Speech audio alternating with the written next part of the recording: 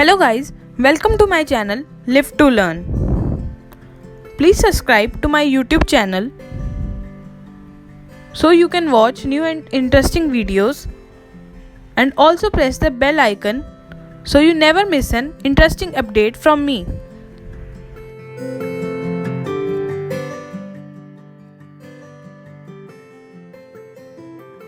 Hello guys, कोविड-19 की वजह से बहुत सारी जॉब्स का लॉस हो चुका है। बहुत सारी इंडस्ट्रीज़, बहुत सारे सेक्टर्स में जॉब्स बहुत जल्दी ही ख़त्म की जा रही है और उनको जॉब से निकाल दिया जा रहा है।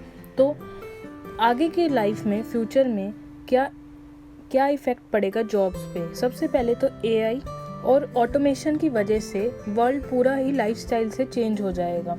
जैसे रिच और ही रिचर होते जाएंगे, क्योंकि इतनी सारी जॉब्स क्रिएट होती जाएंगी और वो इतनी सारी सर्विसेज का फ़ायदा उठा पाएंगे, और तो उनके बिजनेसेस भी अच्छे से डेवलप हो जाएंगे और एआई पूरा ही सेक्टर को एक अलग से चेंज कर देगा। वर्चुअल रियलिटी से आपको ये दिखेगा कि आपके लाइफस्टाइल बिल्कुल ही चेंज हो गया। रिपोर्ट्स में ये पाया गया कि 4.2 बिलियन पीपल इंटरनेट से कनेक्टेड हैं, तो ये ऑलरेडी इन्होंने एक वर्चुअल फुटप्रिंट अपना रख दिया है। पर ये वर्चुअल रियलिटी बहुत स्लो है और ये आगे डेवलप होने वाला है। ये अभी सिर्फ एंटरटेनमेंट पर्पस के लिए यूज़ होता है, जैसे कि गेमिंग, पर आगे चल के ये कॉस्ट एफिशिएंट बन जाएगा, जिससे ट्रांजैक्शन और इंटरेक्टिंग पॉइंट के लिए बहुत ज़्यादा काम आएगा। कॉर्पोरेट वर्ल्ड में बहुत ज़्यादा हेल्प आएगा। कोई भी अपने 2 घंटे ट्रैफिक में वेस्ट क्यों करेगा, जबकि वो अपने घर पे बैठे ही वर्चुअल मीटिंग अटेंड कर सकते हैं। इससे कॉस्ट एफिशिएंट भी होगा, कंपनी के पैसे भी बचेंगे और बहुत सारा टाइम भी अगर आपको फ्यूचर के बारे में और कुछ जानना है तो आप होमो ड्यूस पढ़ सकते हैं, जो कि युवा नहौरी की बुक है, जिसमें वो बताते हैं कि फ्यूचर में क्या क्या होगा, कैसे कैसे लाइफस्टाइल चेंज होगी, कैसे कैसे हैप्पीनेस फाइंड करना बहुत ही मुश्किल हो जाएगा, कैसे कैसे रोबोट्स से पूरी लाइफस्टाइल ही चेंज हो जाएगा। साइबर सिक्योरिटी आज के टाइम में बहुत ज़्यादा ज़रूरी हो गया, क्योंकि हम रोज़ अपना इतने सारे इंटरनेट पे ब्राउज़ करते हैं, जिसको आर्टिफिशियल इंटेलिजेंस की वजह से हमारे बहुत काम तो आया जाता है और हमारे लिए मिसयूज़ भी हो सकता है। बहुत सारी कंपनीज़ हैं जो कि जैसे फेसबुक और गूगल, ये हमारे डाटा को यूज़ भी करती है और आगे ये हमारे डाटा को सेंड भी कर सकती है, और ये डाटा ब्रोकरेज में भी आता है। हमारी डाटा को कैसे ये बिग कॉर्पोरेशंस यूज़ करते हैं, बहुत इंपॉर्टेंट है। कितनी ज़्यादा एथिकल हैकिंग होती हैं और हमारे बहुत ज़्यादा पैसों में ये डाटा खरीद लिया जाता है। डिजिटल वर्ल्ड में इसका बहुत ज़्यादा रोल है आजकल, और साइबर सिक्योरिटी बहुत ही इंपॉर्टेंट हो गई है, क्योंकि इंटरनेट पे ब्राउज़र्स इतने ज़्यादा बढ़ गए हैं। यूज़र्स की होने की वजह से डाटा को सिक्योर रखना बहुत ही ज़रूरी है, जो कि आईटी इंडस्ट्री का बहुत बड़ा पार्ट बनेगा, और इसलिए इस जॉब में बहुत ज़्यादा आपको पैसे भी मिल सकते हैं। रॉ मटेरियल मैनेजमेंट, जैसे कि आपने देखा चाइना सबसे बड़ा एक्सपोर्टर है प्लास्टिक टॉयज़ को, वो सबसे ज़्यादा सेल करता है, जिसके लिए वो रॉ मटेरियल उसी पैसों से बाय करता है, जैसे ऑयल, आयरन, कोल, मिनरल ऑयल, ये सब करता है, और जिसके लिए वो रोबोट्स बनाने के लिए, मैन्युफैक्चरिंग के लिए भी काम आते हैं उनके। और ना कि रॉ मटेरियल मैन्युफैक्चरिंग में स्किल्ड वर्कर्स चाहिए होते ताकि आप इनको मैनेज कर पाएँ। ये बहुत ही चाइना ऐसे एक्सपोर्ट कर लेता है, क्योंकि वो हर कंट्री को अपने प्लास्टिक टॉयज़, प्लास्टिक का सबसे बड़ा एक्सपोर्टर है, और ऑयल का भी, जिससे वो अपना सारा पैसा अपना रॉ मटेरियल्स में लगाता है और आगे रोबोट मैन्युफैक्चरिंग का बहुत बड़ा डिस्ट्रीब्यूटर बनने वाला है। वो इसी पैसे को यूज़ करके रॉ मटेरियल दूसरे कंट्रीज से बाय करता है। स्पोर्ट का सबसे बड़ा फ़ायदा ये है कि जैसे आपने देखा होगा फीफा वर्ल्ड कप भी इस बार ई स्पोर्ट ही हुआ था। ये आप वर्चुअल रियलिटी की हेल्प से देख सकते हैं, और यूनिवर्सिटी बहुत सारी ई स्पोर्ट्स स्कॉलरशिप भी स्टूडेंट्स को ऑफ़र करती हैं, जिससे वो अच्छे प्लेयर्स को हेल्प करते हैं। और सबसे ज़्यादा इसमें ई स्पोर्ट्स में फ़ायदा होगा इन्वेस्टर और प्लेयर्स का, जो कि बहुत ज़्यादा ह्यूज इन्वेस्टमेंट्स प्ले करेंगे और बहुत ज़्यादा रिच जल्दी हो जाएंगे। आप देखेंगे कि 2022 तक ये ई स्पोर्ट्स की वैल्यू 70% इंक्रीज़ हो जाएगी, और investors, sports players, sports teams और सेलेब्स और एडवर्टाइजर्स को इसमें सबसे ज़्यादा फ़ायदा होगा, जो कि वर्चुअल रियलिटी से हो। एंटरटेनमेंट, जो कि ऑल टाइम हाई रहता है। आप देखिए एंटरटेनमेंट टेक्नोलॉजी के साथ मिक्स होके जैसे कितनी ज़्यादा हेल्पफुल कर रहे हैं, जैसे live streaming, YouTube videos, shorts वगैरह, ये लाइफ में बहुत ज़्यादा इम्पैक्ट डालते हैं। इसमें आपको एजुकेशन भी मिलती है, साथ में एंटरटेनमेंट भी, मोटिवेशन भी मिलती है। मतलब फुल आपको एक बेटर पर्सन बनने के लिए लाइव स्ट्रीमिंग वगैरह, यूट्यूब, ये सब एंटरटेनमेंट के साथ साथ एजुकेशन पर्पसेस भी दे सकते हैं। कितनी सारी फिल्म्स भी आजकल यूट्यूब पे ही प्रमोशंस होती हैं,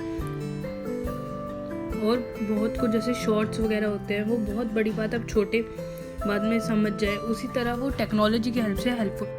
रियल इस्टेट डेवलपर, जैसे कि आप देख रहे हैं पॉपुलेशन बढ़ती जा रही है। चाइना ऐसी नंबर 1 कंट्री है जिसकी हाईएस्ट पॉपुलेशन है, उसके बाद इंडिया आती है। मिडिल क्लास लोगों की इनकम में राइज आ चुका है, तो इसलिए रियल इस्टेट बहुत ज़्यादा इम्पॉर्टेंट रखता है। क्यों?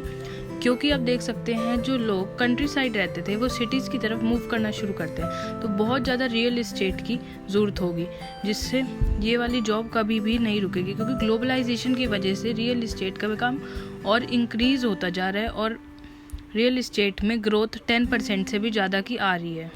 न्यूरल कनेक्शंस, जैसे कि आपको पता है इलॉन मस्क की 5th कंपनी का नाम है न्यूरालिंक, जो वो बना रहे हैं, जिसमें वो ब्रेन के ऊपर एक इलेक्ट्रोड लगाएंगे और ब्रेन में क्या चल रहा है वो कनेक्ट कर पाएगा दूसरे के ब्रेन से बिना कुछ बोले। इससे ये इम्पोर्टेंट, ये उन्होंने इसलिए बनाया क्योंकि हम लोग मशीन से compete नहीं कर सकते, कि उन मशीन्स हमें ओवरटेक ना कर जाएं, इसलिए उन्होंने ये बनाया कि ताकि हम नहीं हो। हमें साइकोलॉजिस्ट और थेरेपिस्ट की आजकल बहुत ज़्यादा ज़रूरत है, क्योंकि जैसे जैसे वर्ल्ड अपने फास्ट पेस पे मूव करता जा रहा है, स्ट्रेस बहुत ज़्यादा हमारी लाइफ में बढ़ता जा रहा है। हमें सोशल मीडिया में एडजस्ट होने के लिए बहुत ज़्यादा स्ट्रेस, एंजाइटी, डिप्रेशन से गुजरना पड़ता है, और social withdrawal, mood swings, distrust in others, irritability and aggressiveness हमारे ऊपर होती जा रही है। इसलिए हमें साइकोलॉजिस्ट की बहुत ज़रूरत है, जिससे हमारी सोशल रिलेशनशिप्स भी ख़राब हो रहे हैं, हमारी इंटरेक्टिवनेस भी ख़त्म हो रही है, और डिजीज़ जैसे अल्जाइमर जैसी बड़ी बीमारी भी हमारे ऊपर हावी हो जाती है।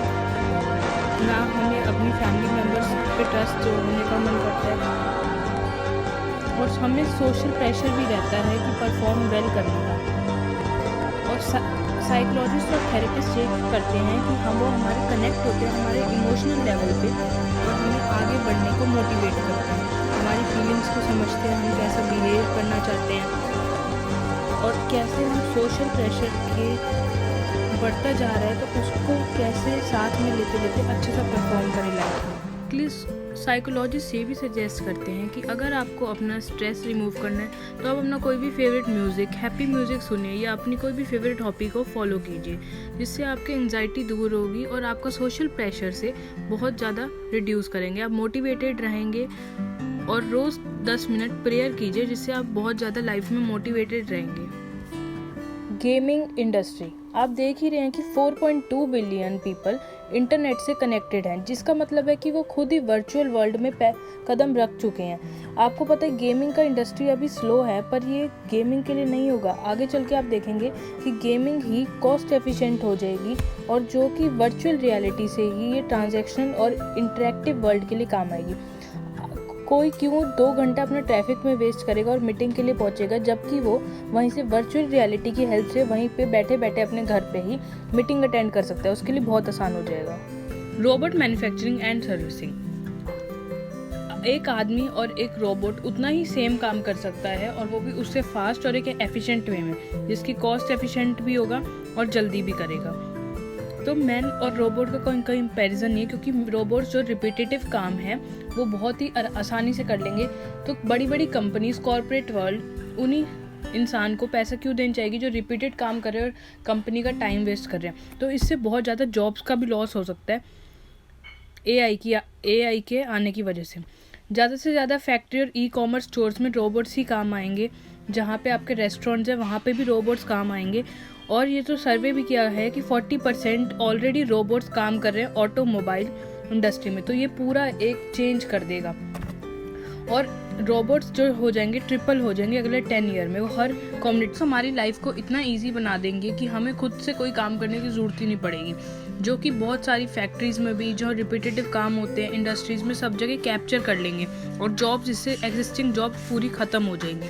तो ये रोबोट्स की वजह से पूरा ही वर्ल्ड चेंज हो जाएगा अगले 10 साल आने वाले में। रोबोट्स के आने से एक नई जॉब क्रिएट हो जाएगी जो कि सर्विसिंग ऑफ रोबोट्स होगी, जो कि रोबोट्स पे ध्यान। साइंटिस्ट जो है वो कॉन्स्टेंटली वर्क करे जीन डिज़ाइन के ऊपर। जीन क्या होता है? हमारे डीएनए के अंदर जीन्स प्रेजेंट होते हैं जो कि हमें हमारा कलर कैसा होगा, हमारी हाइट कैसी होगी, हमारा आई साइट क्या होगा, जो हमारे पेरेंट्स से इनहेरिट होता है। तो अगर जैसे कोई भी बच्चे को जैसे कोई आई साइट की प्रॉब्लम है या हेयरिंग की प्रॉब्लम है या वो फिजिकली हैंडीकैप्ड है, तो उसके प्री बर्थ ही हम उसको ठीक कर सकते हैं, जो कि उसके जीन में चेंजेस करने से आएगा। और ये बहुत ज़्यादा अभी प्री वर्कआउट स्टेज पे है, पर जैसे ही सक्सेसफुल होगा इसकी मार्केट बहुत बड़ी होने वाली है। जिस बच्चे में मेटाबॉलिज्म नहीं है उसके लिए काम आ सकता है, और ये सबसे पहले ट्रायल किया जाएगा पेट्स पे। तो केमिस्ट्री एंड टेक्निकल इंजीनियर, आपको पता है एनर्जी हमारे और मटेरियल कितना यूज़फुल है। जैसे एनर्जी, ग्रीन एनर्जी कहाँ यूज़ नहीं होती आजकल। आप देखिए बैटरी इंडस्ट्री में, इलेक्ट्रिक कार बनाने के लिए आजकल हर किसी के पास स्मार्टफोन्स है। सबसे ज़्यादा ई बैटरीज़ का, आयन बैटरीज़ का सबसे ज़्यादा यूज़ होता है। आप देखेंगे इलेक्ट्रिक कार जो इलॉन मस्क ने टेस्ला स्टार्ट किया, उसके लिए सबसे बड़ी गीगा फैक्ट्री का उन्होंने सबसे लार्जेस्ट गीगा फैक्ट्री भी लगाई है जिसमें वो बैटरी को प्रोड्यूस करेंगे। इलेक्ट्रिसिटी बहुत इनएफिशिएंट हो और लार्ज क्वांटिटी में प्रोड्यूस हो तो गीगा फैक्ट्री इसमें बहुत अच्छा रोल प्ले करेगा। आप जानते हैं जैसे प्लास्टिक, टन्स ऑफ प्लास्टिक्स पूरे वर्ल्ड में प्रोड्यूस होता है और आज तक हम वो नॉन बायोडिग्रेडेबल है और फिर भी हम आज तक उसी प्लास्टिक को यूज़ कर रहे हैं जो कि इन्वायरमेंट को बहुत ज़्यादा डिस्टर्ब कर रहा है। फिर भी हम आज तक उसका कोई ऑल्टरनेटिव नहीं मिला। अगर हमें एक ऐसी एनर्जी और ऐसा मटेरियल बनाना है जो प्लास्टिक को रिप्लेस कर सके, जो कि नियर फ्यूचर में आगे बहुत ज़्यादा बायोडिग्रेडेबल हो और इन्वायरमेंट फ्रेंडली भी हो। AI scientist and big data, आजकल हम इंटरनेट पे इतना सब कुछ देखते हैं कि हमारा डाटा बड़ी बड़ी कंपनीज, कॉर्पोरेट कंपनीज जैसे फेसबुक और गूगल हमारा डाटा को यूज़ करके हमें AI की मदद से हमारी सब नीड्स नहीं है वो जान लेती हैं। जो कि ये होता है कि आजकल जो बिग डाटा और एल्गोरिथम्स बनते हैं वो उससे नई नई जॉब्स क्रिएट हो रही है, जो कि IT industry, information technology industry को बिल्कुल बूम कर देगी। IT वर्कर्स, IT साइंटिस्ट की बहुत ज़्यादा नीड होगी और हमें चूज़ करना होगा खुद कि हमें वो बनना है जो सिर्फ यूज़ करे उस टूल को या उस टूल की वजह से हेल्प करे। बॉडी मैन्युफैक्चरर्स, जैसे कि आप देखते हैं कि फिज़िकल हैंडीकैप जो लोग होते हैं ना, उनके हैंड्स वर्किंग होते हैं, तो हम आर्टिफिशियल बॉडी पार्ट्स बनाएंगे जिससे वो हेल्प करेंगे बिल्कुल ही रोबोट्स की तरह, उनको इजीली मूवेबल भी होगा। और ये सबसे बिगेस्ट बिजनेस बनेगा 22nd सेंचुरी का।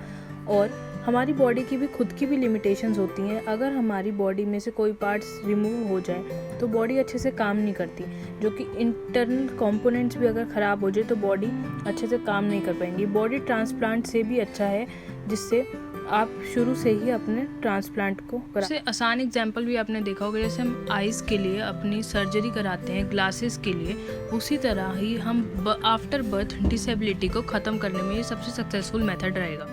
Subscribe to my channel and also like the YouTube video.